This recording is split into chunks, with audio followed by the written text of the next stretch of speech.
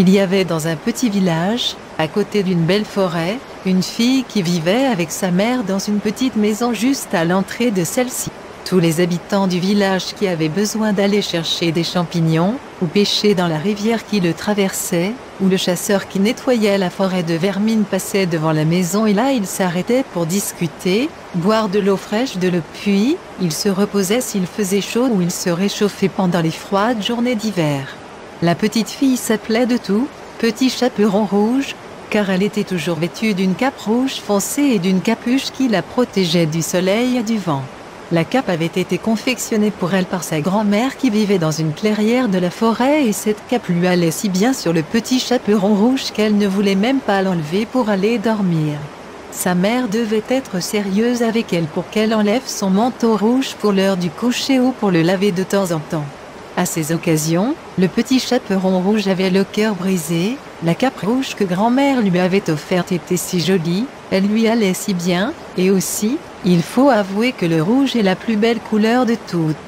Le petit chaperon rouge et sa mère allaient tous les jours voir mamie à la maison dans la clairière, ce n'était pas loin de chez elle, bien qu'ils aient pris plus de temps car il y avait 2 chemins pour se rendre chez mamie, un long, celui plus ou moins entouré la forêt et longeait la berge de la rivière où se trouvaient les pêcheurs, ceux qui cherchaient des fraises et ceux qui cherchaient des champignons, ceux qui, bien que long, étaient très sûrs car ils rencontraient des gens et que, lorsque vous marchiez le long des routes solitaires vous donne la sécurité.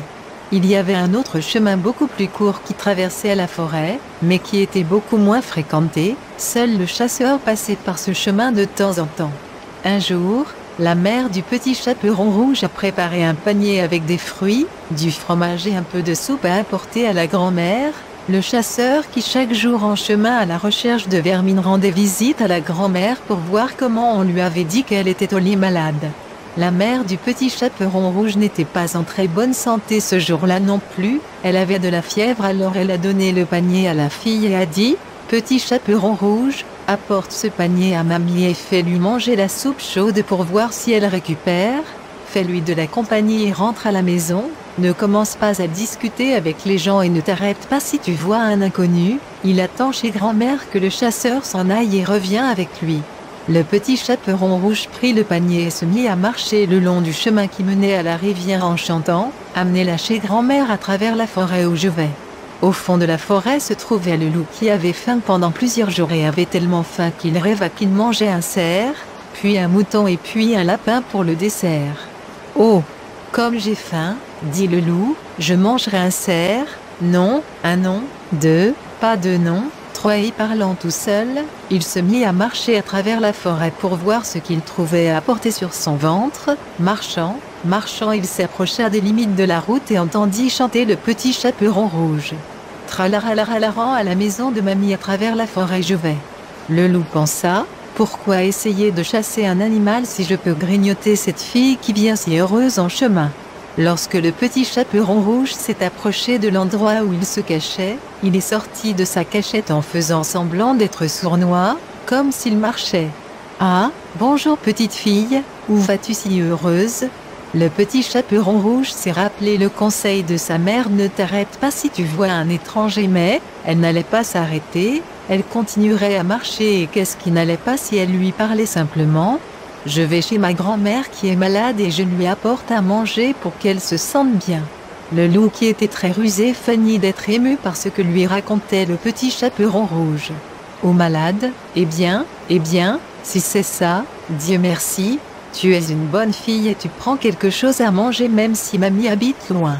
Non, dit le petit chaperon rouge, elle n'habite pas loin, elle habite la petite maison dans la clairière, mais je vais par ce chemin, qui est plus long mais c'est sûr. Le loup a tout de suite pensé qu'au lieu de manger la fille, il ferait mieux de manger la grand-mère qui, étant malade, ne pouvait pas se défendre et si la fille faisait le long chemin, il pourrait faire le court chemin et arriver avant la fille à la maison de la grand-mère. Bon, je ne t'en empêcherai pas, petite, va chez grand-mère et tu pourrais cueillir des fleurs pour lui remonter le moral, tu ne trouves pas et ainsi, pensa le loup, j'arriverai encore avec plus de temps que toi. Pensa le petit chaperon rouge, c'est vrai, je vais cueillir des fleurs pour mamie. Le loup a couru comme un éclair à travers la forêt jusqu'à ce qu'il atteigne la maison de grand-mère et frappe à la porte. « Qui est-ce » demanda la grand-mère. « C'est moi » dit le loup cachant sa voix, le petit chaperon rouge. « Entrez, entrez » migita que la porte est ouverte. Le loup est entré et quand il a vu mamie, il ne l'a même pas laissé fut surpris, se jetant sur elle, il l'avala en une bouchée, donc sans mâcher ou quoi que ce soit, entière. Ah un homme, ça sent un peu le sirop contre la toux, comme c'est délicieux, dit le loup, mais j'ai encore faim, mamie était très maigre, j'attendrai que la fille vienne.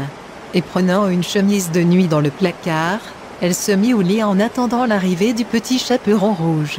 Bientôt, il entendit la voix chanter de la petite fille. Tralaralalara à la maison de mamie à travers la forêt je vais. Le petit chaperon rouge frappa à la porte. Qui est-ce demanda le loup d'une voix fine. C'est moi, mamie, le petit chaperon rouge. Entrez, entrez, la porte est ouverte. Le petit chaperon rouge laissa le panier sur la table et courut embrasser sa grand-mère comme elle le faisait toujours quand elle allait lui rendre visite. Étant proche, il a vu à quel point sa grand-mère était laide et hagarde aujourd'hui. « Mamie, tu as mauvaise mine aujourd'hui. Oh cette maladie qui m'a laissé beaucoup de cernes et émacié, mais, viens, viens, rapproche-toi de moi. Je t'ai apporté de la soupe et du fromage pour t'aider à récupérer. » Alors qu'elle s'approchait du lit, le petit chaperon rouge était surpris, la mamie avait non seulement une moue, mais elle était horrible. « Mamie, quels grands yeux tu as! Ils sont là pour mieux vous voir. Mamie, que tu as de grandes oreilles. Ils sont pour mieux vous entendre. Mamie, mais quelles grosses mains tu as. Et, ils le sont, pour mieux te caresser ma fille. Mais mamie, quelles grosses dents as-tu assez bien déjà dit le loup fatigué de cacher que c'était la grand-mère, c'est pour mieux te manger, cria-t-il. Et en sautant du lit, il avait envie de manger le petit chaperon rouge comme il l'avait fait avec mamie. Le petit chaperon rouge a crié de peur. « Tu es le loup, qu'as-tu fait de ma grand-mère? Tu m'as trompé. » Par chance, le chasseur venait de passer devant la maison de la grand-mère à ce moment-là et, écoutant les cris d'effroi du petit chaperon rouge, il tomba sur un fusil de chasse prêt. Dès qu'il a vu le loup acculer le petit chaperon rouge pour l'engloutir, il lui a donné une bonne volée de boulettes de sel dans le cul. « Ah cria le loup. Les boulettes de sel piquent très mal, puis le loup a bondi, s'est cogné la tête contre une poutre et est tombé inconscient au sol. Le petit chaperon rouge tremblait de peur. « Où est mamie » demanda le chasseur. « Non, non, je ne sais pas » répondit le petit chaperon rouge. Ils entendirent une voix lointaine dire « Ici, dans le ventre du loup qui m'a englouti tout entier. » Le chasseur a pris un couteau et a ouvert le ventre du loup et ils ont sorti la grand-mère. Entre eux ils ont mis des pierres dans le ventre du loup et l'ont emmené à la rivière. Lorsque le loup s'est réveillé, il avait un viol mal de tête, une douleur brûlante dans le cul et le ventre. « Que s'est-il passé ?» se dit-il. « Ma grand-mère m'a fait me sentir mal, j'ai le ventre très lourd.